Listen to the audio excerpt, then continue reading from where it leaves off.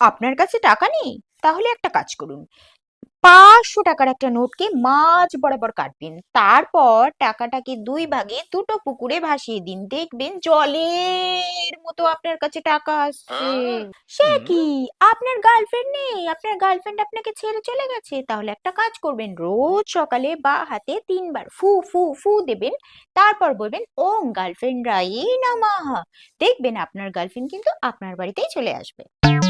আপনার ভাগ্য কি পাথরের মতো শক্ত হয়ে গেছে? তাহলে একটা কাজ করুন, বা হাতে এক এক এক এক এক এক লিখে সাউথের দেওয়ালে একটা ছাপ দিন, আর দেখবেন আপনার পাথর গলতে বাধ্য।